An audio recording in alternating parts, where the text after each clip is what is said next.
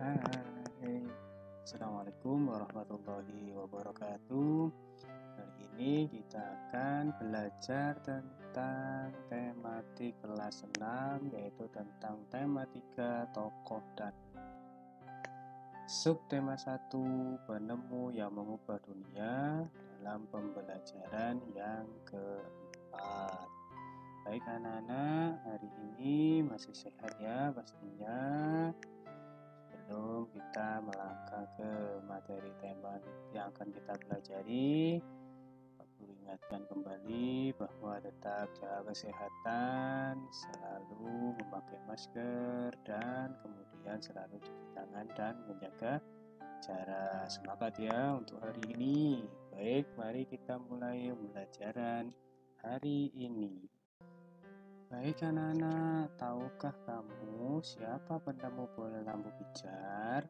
Bagaimana ia menemukannya? Sikap apa yang harus kita contoh darinya? Baik, yang pertama, yang menemukan lampu pijar Thomas Alva Edison, sang penemu bola lampu pijar. Pernahkah terbayang olehmu hidup tanpa penerangan? Setelah matahari terbenam, tentu akan sulit melakukan kegiatan di luar rumah karena lingkungan yang gelap gulita. Kegiatan di dalam rumah terbatas. Kita patut mensyukuri salah satu penemuan besar yang mengubah dunia, yaitu penemuan bola lampu pijar oleh Thomas Alva Edison. Thomas Alva Edison lahir di Milan, Ohio pada tanggal 11 Februari 1847. Ia tidak pernah menyelesaikan pendidikan resmi di sekolah. Ia hanya sempat bersekolah selama 3 bulan. Edison diajar oleh ibunya di rumah. Walaupun tidak mengikuti pendidikan formal, terlihat bahwa Edison memiliki rasa ingin tahu yang sangat tinggi.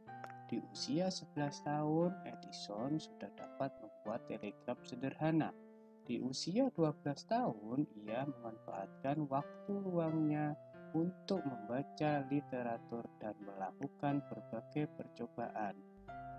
1861, ia dapat mencetak koran terbitannya Weekly Herald yang laris terjual. Ia melihat dunia butuh penerangan. Ia menghabiskan waktu selama 2 tahun serta dana yang cukup besar untuk mengembangkan penemuan. Melalui kerja kerasnya, pada tanggal 21 Oktober 1879 lahir lampu pijar listrik pertama yang dapat menyala selama 40 jam. Kegigihan Thomas Alva Edison memberikan hal baru bagi dunia. Rasa ingin tahunya yang tinggi dan sikap pantang menyerahnya mampu mengubah dunia menjadi lebih baik. Nah, sekarang identifikasi informasi pada teks di atas. Tulislah informasinya pada grafik berikut ini. Yang pertama, dari paragraf pertama ada topik masalah, yaitu apa yang dibahas pada teks di atas. Kemudian yang paragraf kedua ada deretan penjelas, yaitu siapakah Thomas Alva Edison.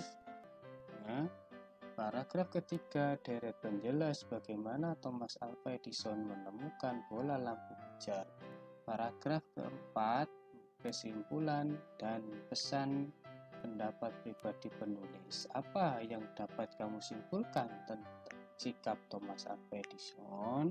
Nah, paragraf pertama ada topik masalah. Apa yang dibahas pada teks di atas? Itu tentang penemuan bola lampu pijar yang mengubah dunia. Lalu paragraf kedua deret penjelas. Siapakah Thomas Alva Edison? Thomas Alva Edison adalah seorang penemu lampu pijar yang lahir di Milan, Ohio pada tanggal 11 Februari 1847. Nah, paragraf ketiga deret penjelas. Bagaimana Thomas Alva Edison menemukan lampu bola pijar? Setelah menghabiskan waktu selama 2 tahun dan dana yang besar, bola lampu pijar listrik akhirnya ditemukan pada 21 Oktober 1879 yang mampu menyala selama 40 jam. Paragraf keempat, kesimpulan dan pesan pendapat pribadi penulis. Apa yang dapat kamu simpulkan tentang sikap Thomas Alva Edison?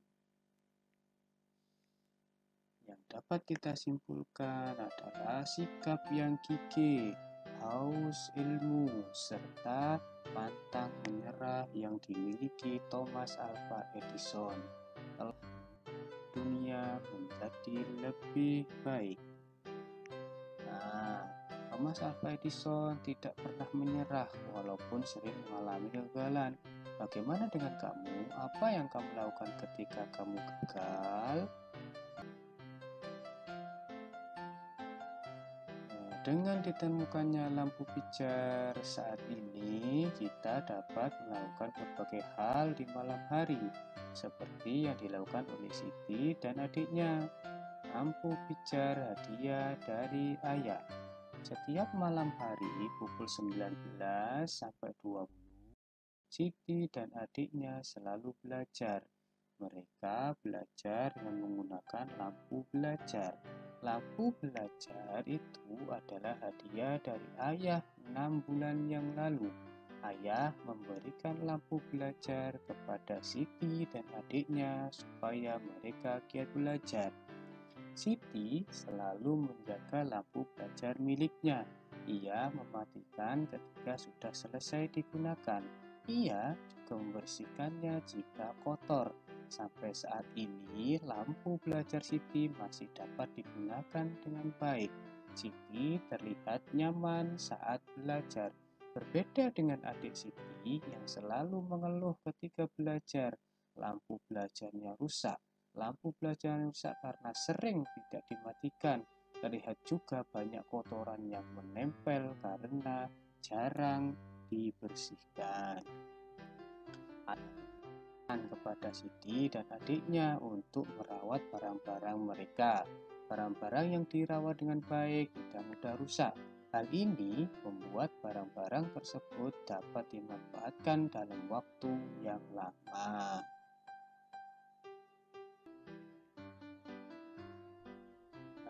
Adik-adik, apakah hak yang didapatkan oleh Siti?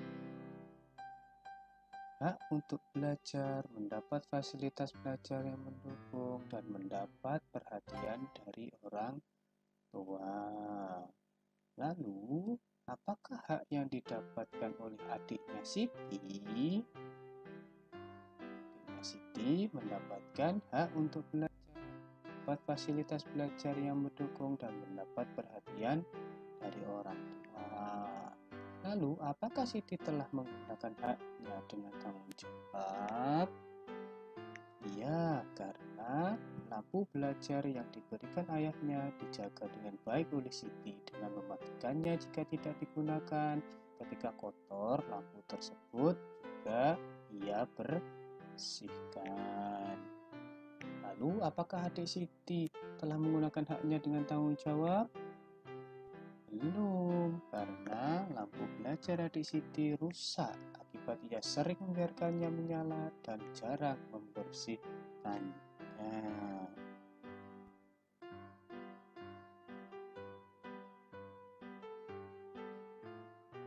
Nah, apa manfaatnya ketika kita menggunakan hak kita dengan tanggung jawab? Orang lain akan selalu dipercaya oleh orang lain dan menjaga hubungan baik dengan orang lain.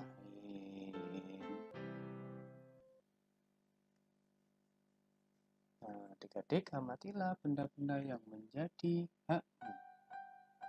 Silahkan diamati apakah kamu telah menggunakannya dengan tanggung jawab.